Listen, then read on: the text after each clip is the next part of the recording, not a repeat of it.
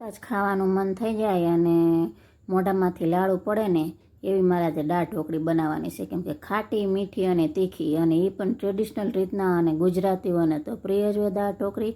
અને આ દાળ ઢોકળી મને પણ પ્રિય છે, એટલે આજે તમે મારા માટે દાળ ઢોકળી બનાવી નાખી છે. એના માટે લીધી છે તુવેરની દાળ, એમાં નાખીશું હળદર, માંડવીના દાણા અને 1 ચમચી ઘી નાખવાનું છે. કેમ કે ઘી નાખીશું ને તો એને સુગંધ બહુ મસ્ત આવશે.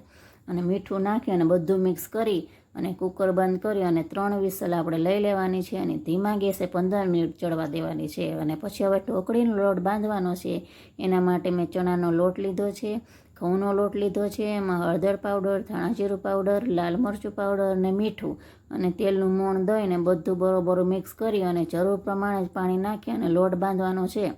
અને જો લોટ ઢીલો ન થઈ જાય ને એનું ધ્યાન રાખજો, નકર ઢોકળી છે ને એકાબીજા માથે ચોટી જશે. એટલે ઢોકળીનો આપણે લોટ બાંધીએ ને તો પરોઠા જેવો એકદમ કડક લોટ બાંધવાનો છે.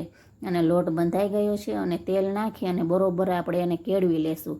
અને જો આવી રીતના મસ્ત મજાનો લોટ હાથમાં ન ચોટે ને એવો લોટ બાંધવાનો છે. અને પછી વણી અને એને મેં કટ કરી લીધી છે. આ ઢોકળી બનાવી લીધી છે એની.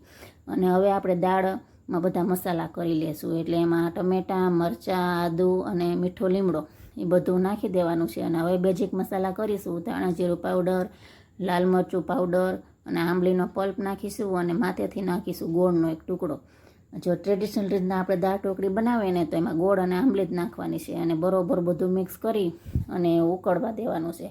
ઉકળી જાય ને એટલે આમાં આપણે ઢોકળી બનાવેલી છે ને અંદર આપણે એડ કરી દઈશું. કેમ કે ઢોકળી એકદમ છૂટી છૂટી બની એટલે અંદર ચોટશે નહીં, ઢોકળી બીવાની જરૂર નથી. એટલે બધું બરોબર મિક્સ કરી લેવાનું છે. અને હવે આપણે એને તડકો દેવાનો છે. એટલે એક પેનમાં આપણે તેલ લેશું અને તેલમાં નાખવાની છે રાઈ. અને દાળ ઢોકળી છે ને મેથીનો જ વઘાર દેવાનો, એટલે આખી મેથી પણ નાખવાની છે અને આખા ખડા મસાલા બધા નાખવાના છે.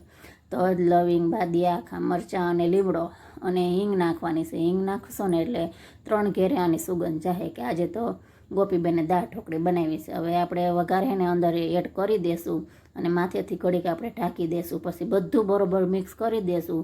તો જુઓ દાળ ઢોકળી બની. ત્યાં તમારા મોઢામાંથી લાડુ પડવા માંડી કે નહીં મને કમેન્ટમાં જણાવજો. તો મળીએ નેક્સ્ટ વિડીયોમાં. જય દ્વારકાધીશ. Like, share,